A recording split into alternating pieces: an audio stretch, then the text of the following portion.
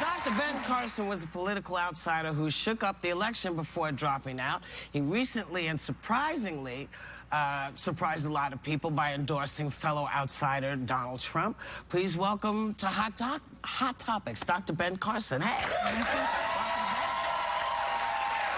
So I'm sure you get this question a lot, but why did you endorse Donald Trump?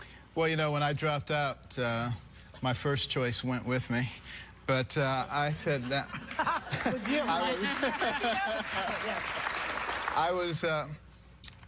I was going to remain neutral.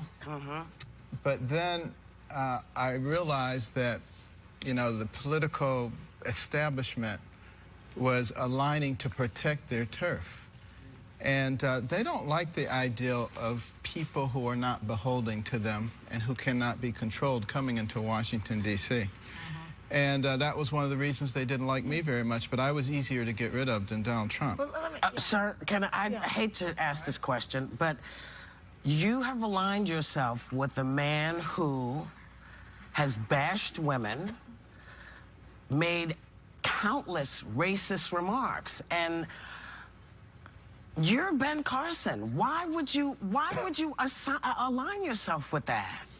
Well, you have to look at the good and the bad. There is no perfect person. No, I know that. But you look at when Donald Trump first went down to Palm Beach area, and a lot of the clubs down there would not accept Jews and blacks.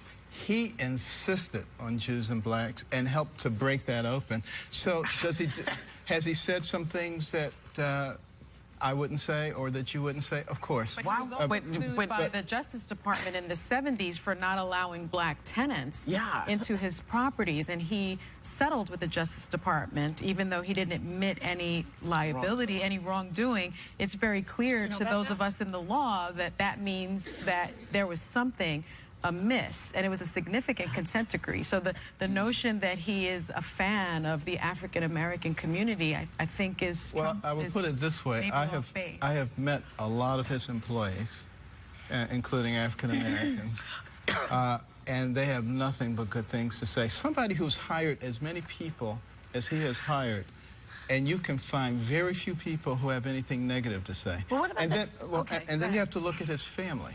I always say one of the ways that you measure a person is looking at their children. And how do their children act? Well, one's a big game hunter. I'm not thrilled with that. Well, I mean, that's your privilege. But the fact of the matter is, they have been raised very well. They're very respectful. And, I look at a lot of kids who come from very wealthy families, and I am appalled at what I see. So there is no perfect person, but what I think is really the worst thing that threatens our nation right now is a political class, a ruling class, and they are so threatened by anybody who is not beholden to them, they will do virtually anything. And I think that's what's likely to destroy. You can say that till the cows come home, sir. This guy is, I'm sorry, he's a racist, and he's not good for the country. What's the alternative? And I'm sorry, I don't understand. He's not said about the white supremacists. He hasn't really said to them, hey, listen, that's not what America stands for. He said, it's too much. You're Ben Carson. You're so much better than this. Well, I am Ben Carson. And that's the very reason I'm doing this, is because I look at the big picture.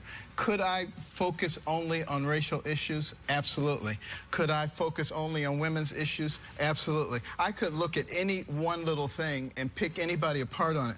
But right now, the nature of our country is at stake. We are on the precipice, and we are determining what kind of nation we're going to be. Are we going to be a nation that's upformed by the people or upformed by the government? This is a choice that we are making right now. Okay, if you're going to overlook what he says about women, if you're going to overlook what he says about African Americans, what about what he said about you? He basically said that you had a pathological disease. Wait a minute, hold on. He even compared you to a child molester. Come on.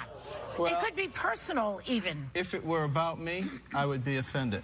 But it's about America. We have to save this nation. That is what's important. But he's a liar. Unless you say that you're a child molester, he's a liar. Do you want a liar for the presidency?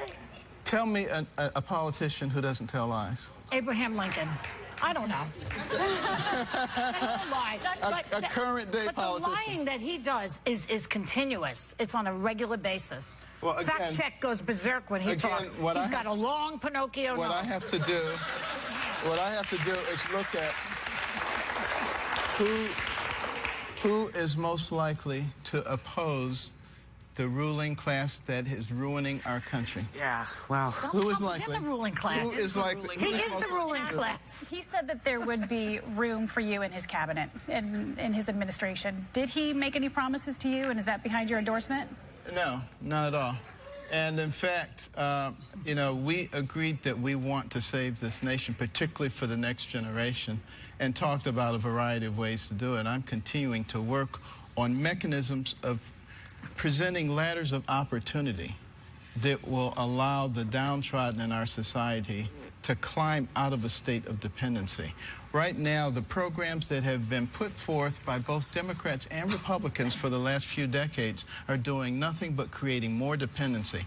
We've gone from a can-do nation to a what can you do for me nation. It's not a good thing, and it's not helping America, and it's not helping the world. Let me ask you this, Dr. Carson, and we know each other. I will say my husband went to Hopkins Medical School, and you and your wife and your family were always so gracious to us by inviting us into your home many times, fellowship, dinner. And so I know you are a man of family values. What do you make of the fact that Donald Trump just yesterday is attacking Ted Cruz's wife based on her looks? Look, I do and not has attacked other women. I do not condone any of that. I don't condone it from anybody. But you've endorsed him. Isn't that implicit in that endorsement? No. Aren't you endorsing his behavior? Is not an endorsement of anything that anybody has said or done throughout their lives. The reason, again, that I'm endorsing him is because I recognize that we are heading down the exact same path that we have been on all along. These political types are very slick, and they get you to believe that everything's different now. Now we're going to be wonderful people, and we're not going to be doing this to the populace anymore. And that is absolutely not true. All right, we're going to talk more with Dr. Ben Carson. We'll be right back.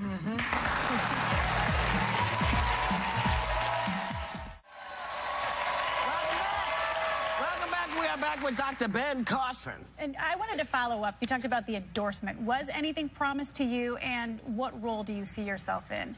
No, nothing was promised, nor would I accept anything. You know, the fact of the matter is, my interest all along, even in running for president, is to save this country for the next generation. And, you know, what role would that be in the Trump administration? Look very deeply at how that is going to be done. And I'm going to be working on health care, going to be working on education, which is an incredibly important part of a vibrant society. If you look at our military right now, you take people between the ages of 17 and 24 who are applying to the voluntary military, 71% are rejected. 71%. Based on? Physical, mental, or educational deficits, educational being by far the biggest. It is putting us at risk as a nation, not fixing our educational system. These are things that need to be worked on, things that I've discussed with Donald Trump. But also, I have to look at everybody who's available. And, you know, Case is just not going to make it. I love Kasich. Okay? He's not going to make it, okay? He's still there. Some people aren't. They're still there. Right. Cruz is not going to be able to draw people from the middle or the other side of the aisle. True. And you look at the number of people from everywhere who are coming for Trump. I mean, record numbers of people. Yeah. I don't believe the polls. The polls are used to manipulate people. Okay, so I'm learning a lot about politics on this show, so this is what I know. Right now, we're talking about what if there is a brokered convention, right? And what would the alternative candidate be? Because in the pool, Paul Ryan and other people are being talked about. Right. Do you really think that Trump is correct in saying that people will, you know, be up in arms, quote-unquote riot, he said that, if they did not choose him as the nominee? I don't think that there would be a physical riot, but I think it would absolutely destroy the Republican Party. There is no way that people who are coming in droves now to support Trump enthusiastically are just going to say, oh, well, whoever you pick is going to be fine. Is that responsible of him to say, you know, they'll be rioting? I mean, sort of throw gasoline on the fire like that? Is that responsible? That's really not the point. I mean, we can look. Well, what's the point? Well, no, we can look at all these things that politicians and people in the political sphere say. Yeah. Or we can say, what are the true issues? It's sort of like what's going on with some of these rallies, where, you know, we've seen some violence. All of his antics are covering over the true issues. That's the problem. His antics are covering over the true issues. Right. The true issue is the First Amendment of America and the freedom of speech. And we need to be looking at those kinds of issues. Everybody needs to be looking at those issues, not just one side or the other side. And the fact of the matter is, when you look at these rallies that are going on, do you ever see that happening in a Clinton or Bernie Sanders rally? They're not promoting. Why not? No, you don't. Why not? Why not? Because people on the right don't do that. People on the left do that. And people on the left don't say, you know, go punch him if you want to, or I take him out on a stretcher. I haven't heard that on the left. Yeah, but you're missing my point. What's your point? What is the point? What is it? You're missing the point. The point is that we have to focus on the things that are essential to America, like First Amendment rights, not personalities. That's the problem. We always want to focus on personalities. But you've met with Donald Trump behind closed doors. Have you seen any evidence that he's really not the bombastic, sort of baiting personality? You said there was a two. Are there two Donald Trumps? There are. Yeah. Well, which one is running for president? Which one? Who have you seen? Tell us who you have seen. Well, I have seen a man who's actually willing to sit down and engage in deep, serious conversations about the problems that affect our country. Well, why is he holding out on America? I have seen a man who actually recognizes that he doesn't know everything.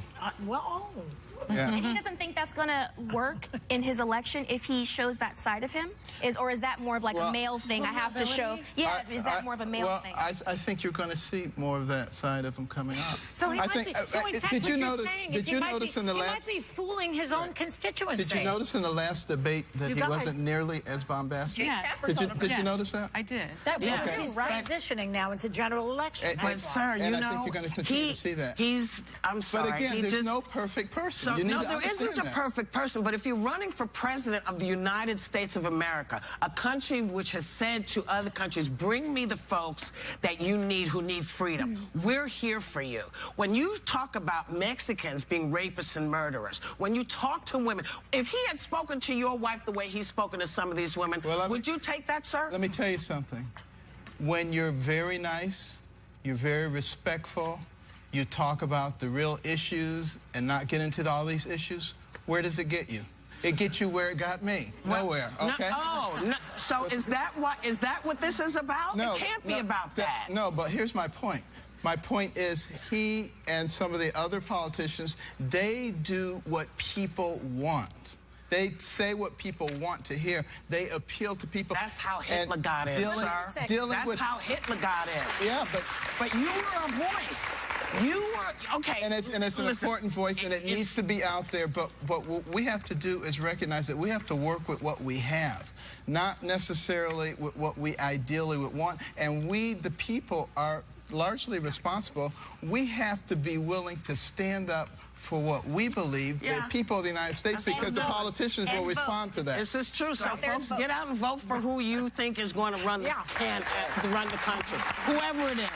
Thank you for coming back, Dr. Ben Carson. We will be right back.